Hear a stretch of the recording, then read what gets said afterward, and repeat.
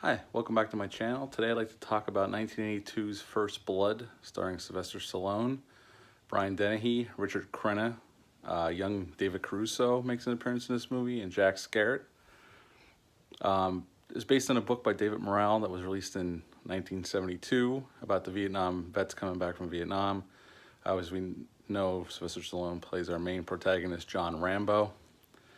Now, there's some major differences between the book and the movie. In the book, I've read the book, I own it. It's been a while since I've read it, but in the book, once Rambo gets set off, he actually kind of becomes a monster. He kills a lot of people in the town, and at the end of the book, he ends up getting shot. Now, this movie's been out since 1982, so there will be spoilers in this review. It's been out for a while, so if you're a fan of movies, I assume you've seen it. If not, I recommend checking it out. It's definitely a really good movie. It's not an action movie per se compared to the ones later in the series. It's more of a character study drama with some action elements in it. To begin the movie, we're introduced to our main character, John Rambo, and he's kind of walking down this long driveway to this house by a lake in the middle of nowhere, looking for a friend that he'd served in Vietnam with.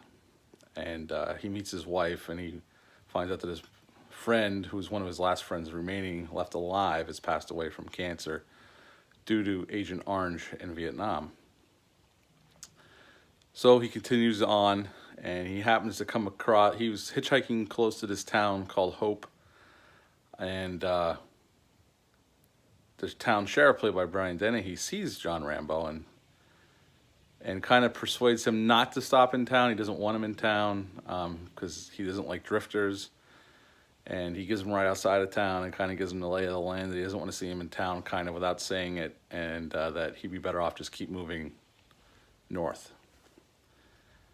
Well, John Rambo doesn't like that and decides to start walking back towards town. Brian Dennehy's character, Sheriff Teasel, sees him in the rearview mirror and goes back and stops him and ends up arresting him. Now, from here on out, he takes him to the station, and he has his deputies book him. This is where we first see David Caruso, young David Caruso. Jack Scarrett's one of the deputies as well, and they're trying to fingerprint him in that, and he won't cooperate. He doesn't say anything really, but he won't cooperate. And they start beating on him a little bit, trying to get him to do what they want.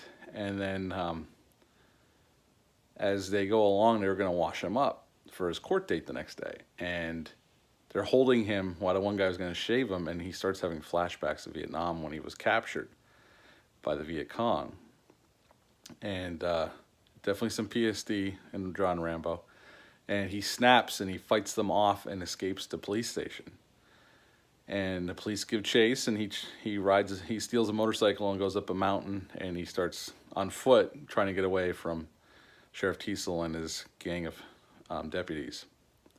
And from there, it's basically a cat and mouse game. They're trying to get him and take him back under arrest. And during the chase, Jack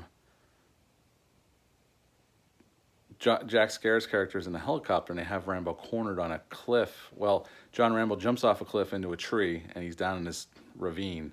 And he starts shooting at Rambo. He's not supposed to, but he starts shooting. And Rambo, to try to get away, he throws a rock, hits the helicopter's mirror, and the helicopter pilot shifts the helicopter, and he falls from the helicopter, hits a rock, and dies. So technically, Rambo didn't kill anybody, but he was just trying to get the helicopter away from him so he can get away. But the helicopter pilot even warned the deputy about putting his seatbelt on. The deputy pretty much told him to screw off, and he ended up falling out. Well, Sheriff Teasel sees this and takes it personally, and they continue to hunt Rambo. And Rambo uses his skills, and he sets booby traps and takes out all the deputies. He doesn't kill them, he just hurts them. And he basically gives a speech to Sheriff Teasel about, let it go, because I'll give you a war you won't believe. And Sheriff Teasel, even though he's scared, but he's a prideful man, so he brings in the National Guard.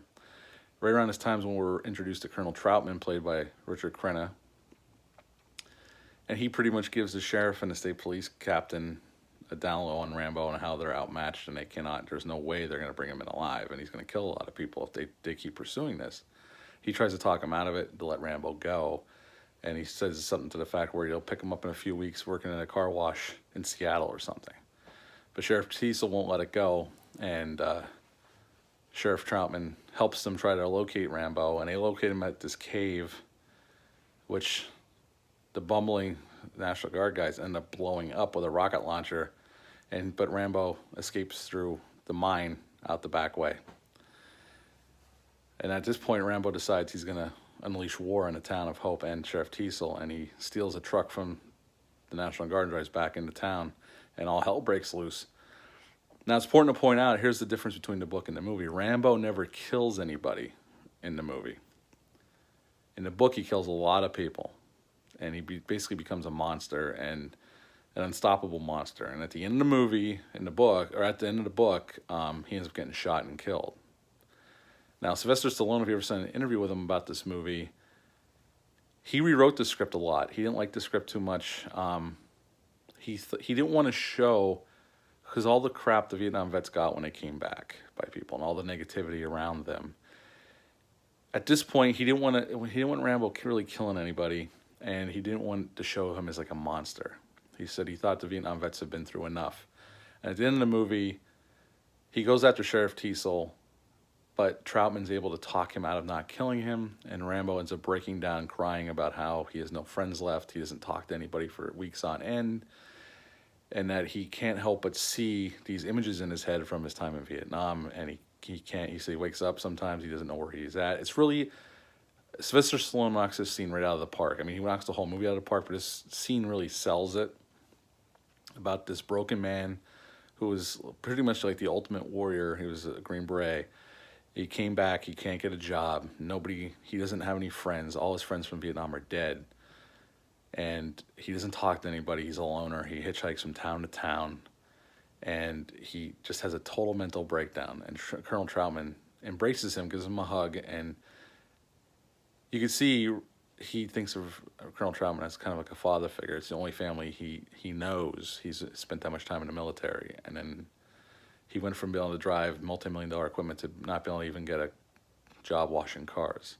He even says that during his speech. And it's a really heartbreaking speech to see a grown man who's been through what he's been through and is supposed to be the ultimate tough guy break down like that. You can see this guy's really damaged and just lonely. And they end up not killing him. Rambo gets taken into custody. That's how the movie ends. So Sylvester Stallone said that he didn't want to kill Rambo. They actually shot the scene. You can actually see that scene in Rambo, the movie Rambo, which is the fourth movie in the series. They actually, during a flashback, they show that brief scene where Troutman shoots him. It didn't really happen, but they did shoot the scene, and they decided not to use it because Sylvester Stallone felt that after all what he's been through, you can't just kill him and put him down like a dog.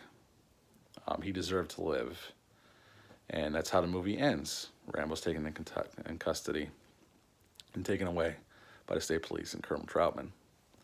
And it's a really great movie. If you've never seen it, check it out. It's definitely it's not the action-centric one as some of the later sequels have become. I love the Rambo series, but the first one's not. It's more of like a drama with some action elements in it. And Sylvester Stallone is most known for, as you know, is Rocky Balboa and John Rambo as his two most famous characters. And I think he plays them so well that when you look at Sylvester Stallone, it's hard to think of anything else other than those two characters, although he's had some other movies I really like Demolition Man and so forth. But those are the two that he's most known for. That's why he continues to go back to the well. But I would give First Blood 9.5 out of 10. I think people tend to forget that was the first one. I think most people remember like Part 2, obviously such a huge hit in the 80s, and it was just action pretty much. Once he gets to Vietnam, it's action nonstop till the end.